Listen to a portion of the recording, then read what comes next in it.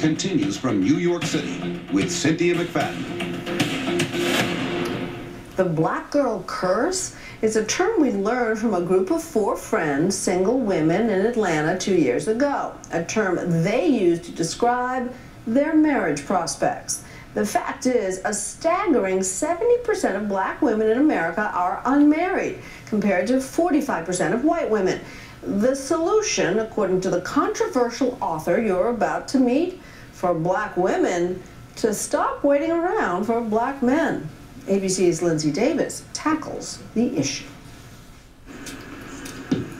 Tamika Anderson is a 35-year-old single black female on the hunt for a husband. I love black men. There is an absolute loyalty that I feel toward black men. Perhaps that's why she's still single. She was convinced Mr. Right would be black, but she's read a controversial new book by Ralph Richard Banks called Is Marriage for White People? Its message, black women should look outside their race for a husband. I'm a little bit geeky. So on this night, she's doing just that, meeting 8 men of different races. And your number is? I'm number 1. Oh, right, I like that attitude. In one night of speed dating. All part of a strategy Banks says will help black women like Tamika find a husband. You have suggested that black women should give up the good fight.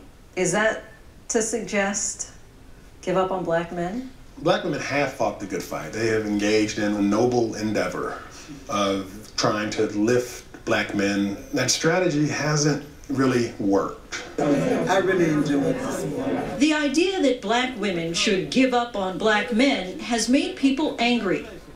There's no other ethnic group anywhere advocates annihilating their own race. Blogs ran wild.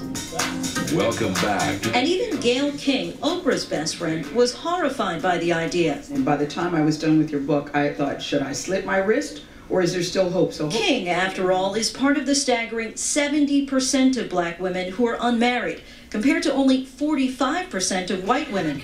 It's a stat that plays like a broken record of single ladies in a high-stakes game of musical chairs, where black men are the chairs and black women are often the last ones standing. Black women, faced with a shortage of black male peers, would do well to expand their options, and in the same way that people of other races have, and to look beyond black men in their search for a partner. He's certainly not the first to point out the problem facing black women. We have this thing called the black girl curse. In 2009, Nightline introduced you to these 4 single black professional women in Atlanta who said the same thing. A lot of our white friends are married by 25, like happily married. Kids by 27, and we're like, what is the deal with the BGs? You know, and it's the black girls. Now, almost 2 years later, there's still no ring on their fingers. When Nightline opened up the discussion in a town hall event, the consensus among the black men? Women are looking for men that don't exist. They're looking for this picture-perfect archetype, this Denzel Washington to come pulling up to their house in a new Maybach Benz with a trunk full of Godiva chocolate and a suitcase full of $100,000 bills, and it's not gonna happen. Sherry, is that what you're looking for? No, and none of my friends are looking for that. I didn't know Denzel had a Maybach, but...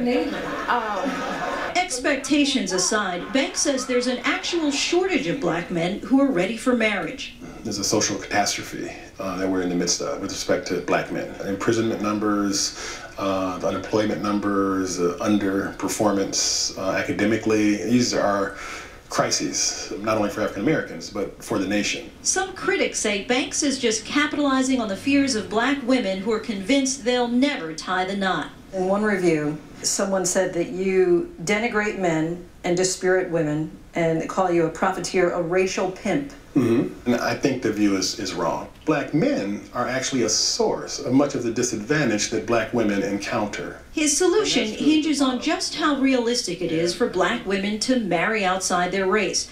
Banks points out that only 9% of black women do so. Compare that to Asian and Hispanic women. I'm new here. I just moved like 6 months ago. Oh, very good. Yeah. From where?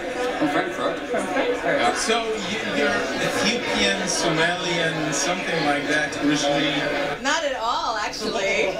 But Tamika just might have some luck. Kindness and warmth is some of her qualities that I felt very strong. She's really nice. She had a wonderful smile. I love New York. Of the 8 dates, 5 of them said they wanted to see her again.